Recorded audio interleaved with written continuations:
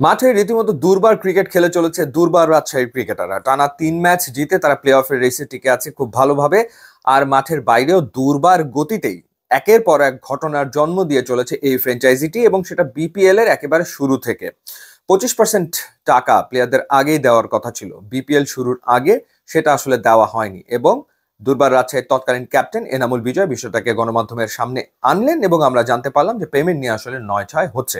পরিস্থিতি এরপর এমন একটা পর্যায়ে পৌঁছে গেল যে দুর্বার রাজশাহীর ক্রিকেটাররা সিদ্ধান্ত নিল অনুশীলন বর্জন করার, এবং ম্যাচ না খেলার কথাও তারা ভাবতে শুরু করলো।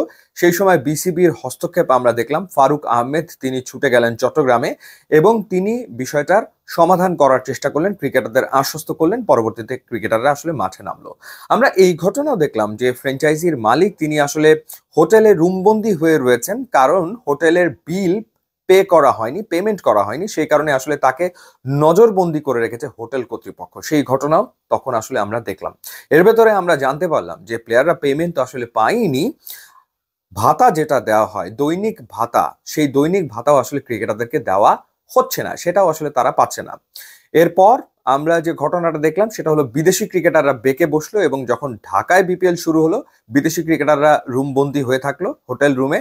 তারা মাঠে আসতে অপারগতা প্রকাশ করলো, কোনোভাবেই তারা আসলে আসবে না, কারণ তাদের পেমেন্ট দেওয়া হচ্ছে না। তো তারপর যেটা হলো বিপিএল এর নিয়মই আসলে পাল্টে ফেলতে হলো।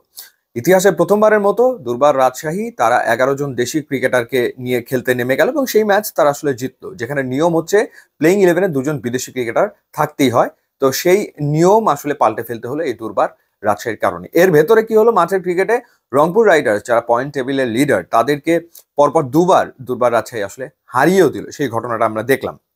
এনামুল বিজয় যিনি অধিনায়ক ছিলেন তাকে পাল্টে ফেলা হলো, তাসকিন আহমেদকে নতুন ক্যাপ্টেন করা হলো। তাসকিনের নেতৃত্বে মাঠে দুর্দান্ত ক্রিকেট রাজশাহী খেলে চলেছে, সেটা বাস্তবতা।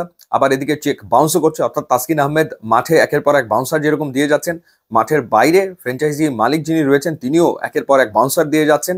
সেই বাউন্সারগুলো ক্রিকেটারদেরকে আসলে সামলাতে হচ্ছে। কবার আসলে চেক বাউন্স হতে পারে? আমরা যেটা জানতে পারলাম যে দুবার চেক বাউন্স হয়েছে, এবং অনেক ক্রিকেটার এখনো কোনো পেমেন্ট আসলে পায়নি।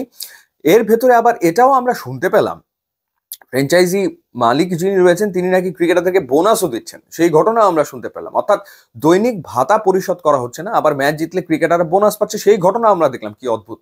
সত্যিকার অর্থে এই ব্যাপারটা খুবই অদ্ভুত। আবার আমরা এও দেখলাম যে ফ্র্যাঞ্চাইজি ওনারকে কাঁধে চড়িয়ে জয় উদযাপন করছে দুর্বার রাজশাহীর ক্রিকেটাররা। সেই ঘটনাও আমরা আবার দেখলাম।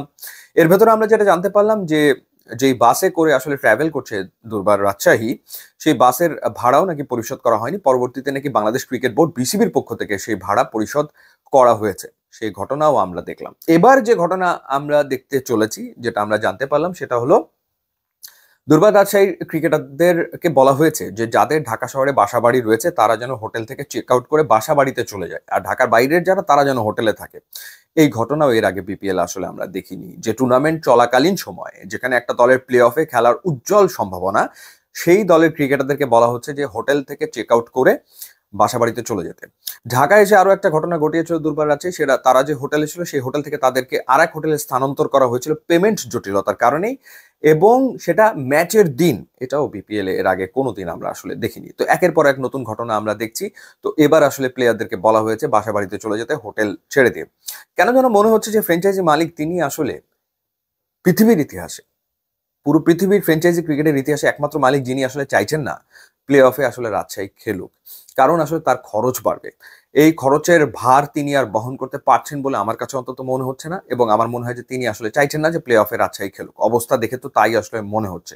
তো যাই হোক, দেখা যাক নতুন আসলে আর কি ঘটনার জন্ম দেয় এই ফ্র্যাঞ্চাইজিটি। ইতিহাস রচনা করে ফেলেছে, কোনো সন্দেহ এ ব্যাপারে নাই। নতুন আর কি ইতিহাস রচনা করে সেটা দেখার ব্যাপার। ইউটিউব ইনস্টাগ্রাম লিঙ্ক দেওয়া আছে, আপনারা যোগ দিলে খুবই খুশি হবো। অ্যান্ড